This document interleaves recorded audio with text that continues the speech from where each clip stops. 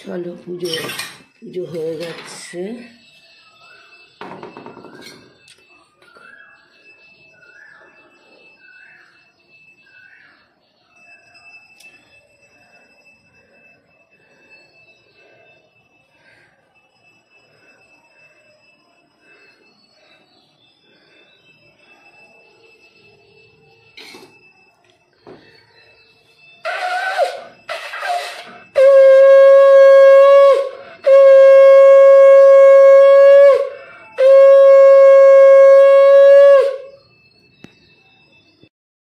কাজ বাড়ালাম, দেখো অনিমেষের আসার সময় হয়ে গেছে, ওদের মাছ ভাজবো না রুটি করব। দুধটাকে বসিয়ে না কমিয়ে আমি বাইরে চা খেতে গেছি, এসে দেখি সব দুধ পড়ে এই দেখো অবস্থা, পুরো এখান দিয়ে দুধ গড়াচ্ছে। এই দুধগুলো চেটে চেটে খেয়ে নে, আমার কপালে আজকে দুঃখ আছে। আজকে বানাবো ডাব চিংড়ি, কিন্তু জাস্ট ইচ্ছা হয়েছে, সেই জন্য আগের থেকে রেডি নই বলে চিংড়ি মাছগুলো জাস্ট যেগুলো ঘরে ছিল ওগুলো দিয়েই বানাবো আমি, যেহেতু চলো আজকে বানাবো ডাব চিংড়ি, কিন্তু জাস্ট এটা ট্রায়াল হচ্ছে, আমি আগে কোনো দিন বানাইনি, তাই জন্য আগের থেকে জাস্ট আমার আজকেই ইচ্ছা হলো। তা অনিমেষ যখন ব্রেকফাস্ট করতে এলো বললাম যে আমার আজকে যেটুকু চিংড়ি আছে, মানে এগুলো তো এমনি ধরো এই চিংড়িগুলো নেওয়া হয় যে এঁচড়ে দেওয়ার জন্য বা ঢ্যাঁড়সে দেওয়ার জন্য, মানে কোনো রান্না একটু দেওয়ার জন্য, তাই ওই চিংড়িগুলোই আমার রয়ে গেছিলো। তাই জন্য ভাবলাম কী করব, তো ডাব চিংড়ি করি, পরে আসল বড় বড় চিংড়ি নিয়ে সেটা আসল ডাব চিংড়ি সেটা পরে করব। জাস্ট আগে আমি কোনো দিন করিনি বলে এটা ট্রায়াল হচ্ছে, তার জন্য ডাব অবশ্যই লাগবে। কিন্তু এই ডাবটা না, এই যে দেখছো কচি শ্বাস এরকম দেখে নেবে, বেশি পেকে গেলে সেটা নেবে না। আর খুব সামান্যই উপকরণ লাগে, লঙ্কা বাটা লাগে, কিন্তু আমি পোস্ত সর্ষে সাদা সর্ষে বেটেছি, তার সাথে লঙ্কা বেটে দিয়েছি, আর গোটা কাঁচা লঙ্কা রেখেছি। আর চিংড়ি মাছটা অবশ্যই লাগবে, আর লাগবে এটা নারকেলের দুধ, আর লাগবে হচ্ছে সর্ষের তেল। তো আমি এগুলোকে পুরো সব মিক্সড করব। এগুলো মেশাচ্ছি, চিংড়ি মাছগুলো দিয়েছি, এই সর্ষে বাটাটা দিয়েছি, কাঁচা লঙ্কা দিয়েছি, আর দেব হচ্ছে সর্ষের তেল।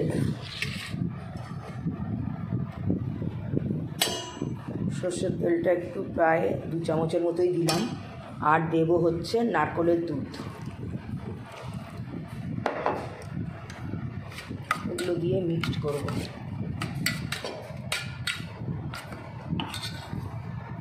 একটু সর্ষের তেল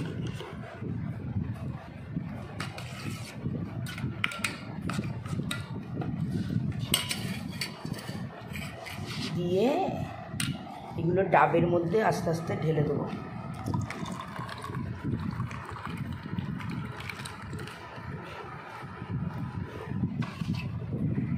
এবার ডাবের মুখটাকে এরকমভাবে পুরো বন্ধ করে দেবো।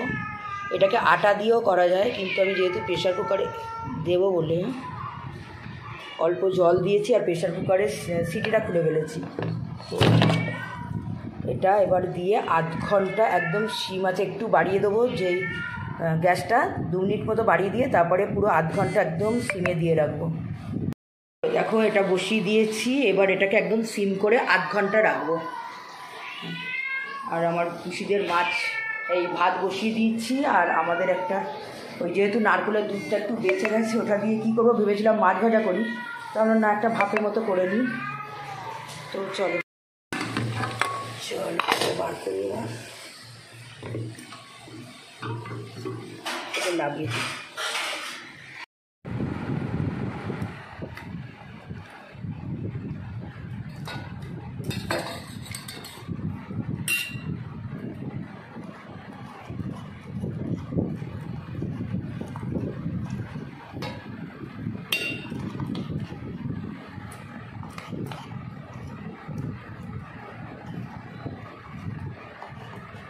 ডাবটা ছোট হয়ে গেছে।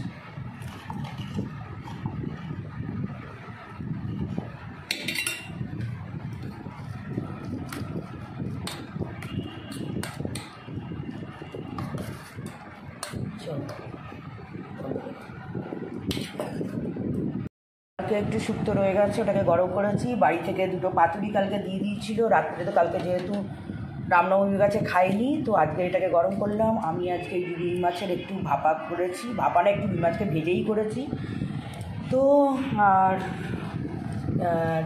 এ রয়েছে এঁচোড় চিংড়ির একটুখানি গরম করে দিয়েছি, পুরোটা নিয়ে নিই, অনিমেষ রুটি দিয়ে এটা খেয়ে নেবে।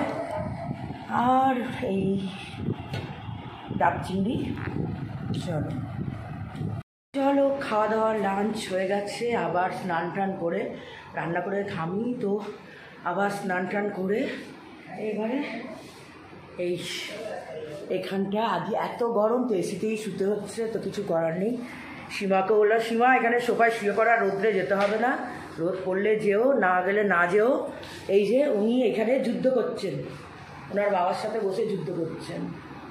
তুই আরে গেঞ্জি গা দিলি না কেন, এসির মধ্যে স্যান্ডো গেঞ্জি পরে আছে। তো চলো আজকে আমাদের এই অবধি থাক, অন্ধকার করে দিলাম, এবারে পাক্কা ঘুম দেবো, একবারে বিকেলে উঠবো। টাটা।